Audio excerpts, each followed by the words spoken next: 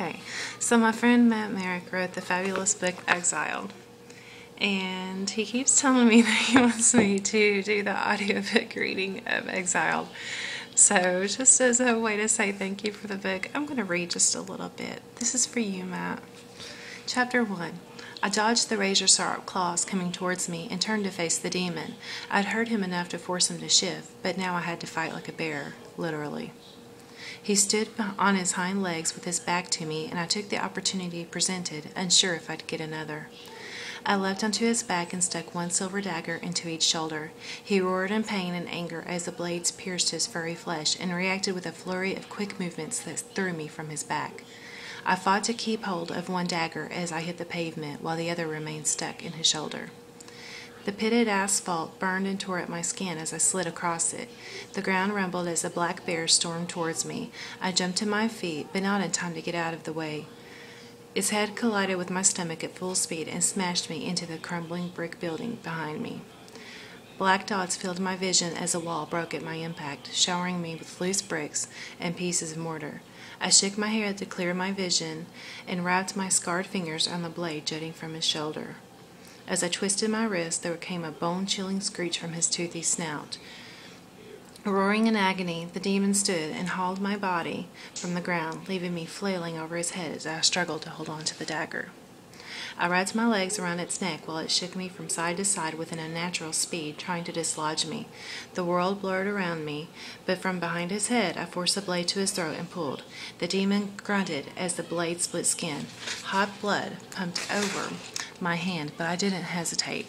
The violent movement slowed and a deep gurgling sound escaped from the bear's throat. The smell of burning meat started to fill the air, and I pulled until I hit the spine. I'd sliced through the flesh. Next came the hard part.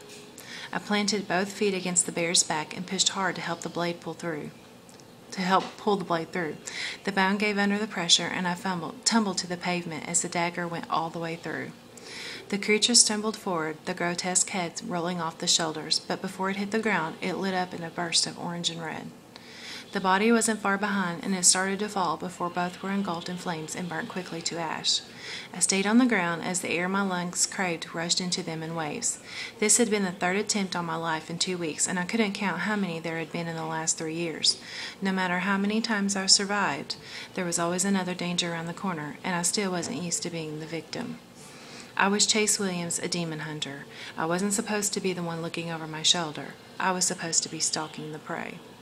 I winced in pain as I lifted myself from the pavement and brushed ash off my clothes and skin. I had to find a new way home. The demons had gotten all too familiar with this one. The usual disappointment filled me as I approached my apartment. Broken windows and trash-littered patios were a sad sight to come home to. The broken handrail shook and the stairs squeaked with each step. Fresh graffiti decorated the landing, and I had to use my finger to open the door, lacking its knob. All that aside, I was relieved to have made it home in one piece, even if it required standing in the discolored, low-pressure water from my shower for an hour. This blood would wash off, and I'd live to see another day. I stood in the shower until the water turned cold before I gave in to my body's demand for rest and went to my bedroom. I took in the mattress on the floor, scratched faded dresser, and wobbly lamp with a sigh. It wasn't much, but it was mine. I fell onto the bed, and relief washed over me. My body was consumed by pain that for anyone else would have been worse the next day, but not for me.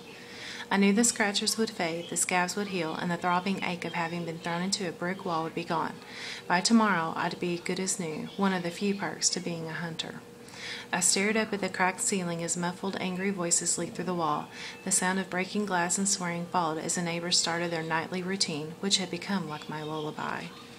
Their screaming pushed my body towards sleep, and as sleep approached, the screaming faded. Darkness tugged at my eyes, and I couldn't fight it. I gave into my body's urge for rest and fell into the dreamscape. Pretty good, huh? I love this book. That was chapter 1. I just couldn't stop a few paragraphs. So, Exiled by MR Merrick. Go get it. Thanks.